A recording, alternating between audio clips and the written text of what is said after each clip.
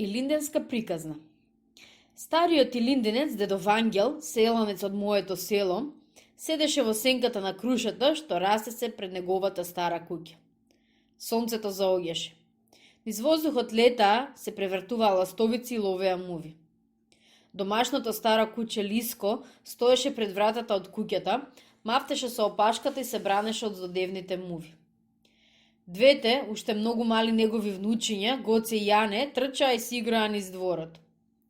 Гоце, викна дедо Вангел. Децата ја прекинаа играта и се јави Гоце. Повели, дедо, повели, што сакаш?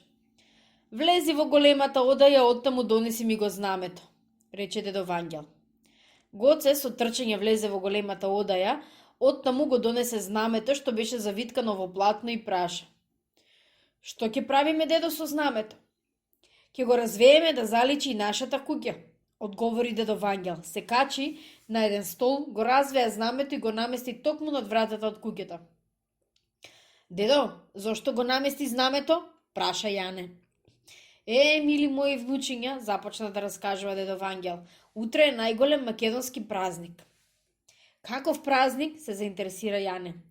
Вие сте уште многу мали и не знаете. Кога ќе пораснете, ќе учите во училиштето за тој празник. Дојдете кај мене, дедо да ви раскаже. Гоце и Јане дојдоа кај него.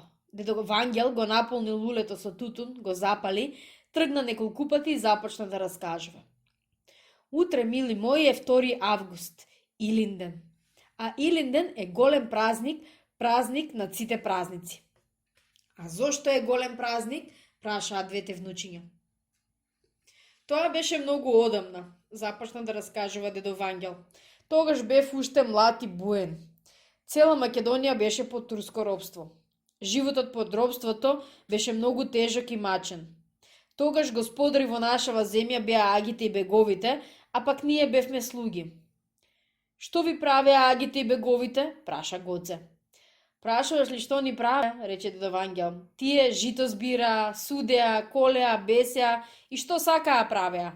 Затоа нашиот народ скришно купуваше пушки, фишици, бомби и се готвеше да дигне восстание и да се ослободи од поробувачите.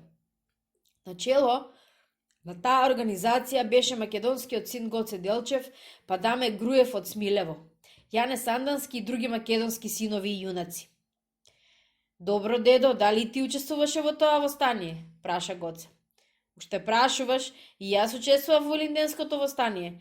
Бев во четата на славниот војвода Питугули. Аман бре, дедо, го замоли Јане, раскажи ни како почна Илинденското восстание. Сега ќе ви раскажувам, рече дедо Вангел. Тргна од лулето и започна. Беше рано утро. Зората се зазоруваше, петлите пееја. Околу градот Крушево имаше многу востаници поделени во чети. Турскиот аскер ништо не сонуваше. Тој беше во касарните и спиеше. Одеднаш почнаа да бијат камбаните.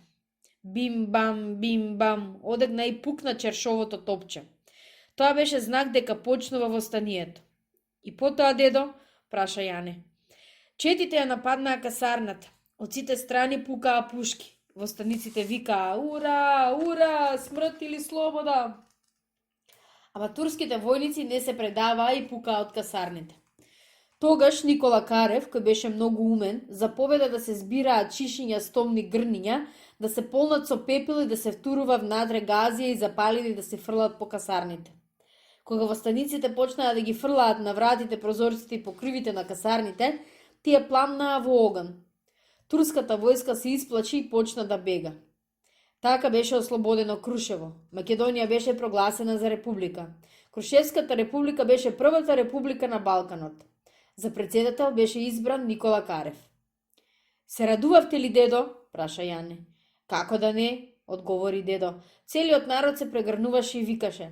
Ура, да живее слободата, да живее републиката. Тогаш мојот војвода Питу Гули јаваше на бел конј, искитен со фичеци, бомби и со нашата чета влегуваше во Крушево. И после, пак праша Гоце. Над Крушево се развеа ловото македонско знаме. Крушево беше првиот ослободен град во Македонија. Борбата продолжуваше по другите места.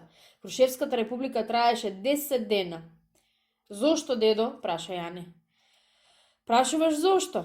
Турскиот султан беше бесен. Во станици имаше 15.000 души вооружени со стари пушки, кременки, сабји, коси, секири и вили. Турскиот султан испати 350.000 аскер. 350.000, се зачуди Гоце.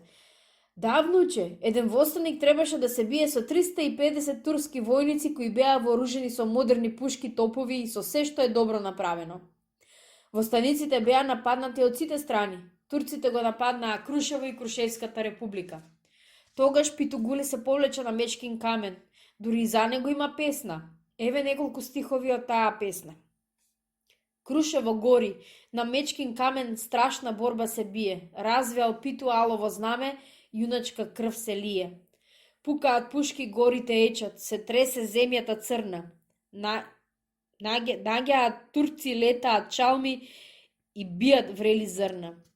Зберденка пуштка застанал Питу на врв на Мечкин камен, развеал враце црвено знаме и леден горив пламен. И крајот како беше, дедо? Турците влегоа во Крушево, го запалија градот и запалија многу градови и села. Така пропадна Илинденското востание.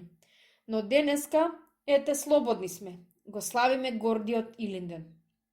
Во секого радост блика како спомен на првата Крушевска република. Сонцето беше зашло зад планините. Надвор паѓаше мрак. Звездите на небото трепкаа. Дедо Вангел ги зеде своите внучиња за раце, тргна кон дома и рече: ајде сега да одиме дома на спиење. Утре треба рано да станеме и повесело и порадосно да го пречекаме Илинден.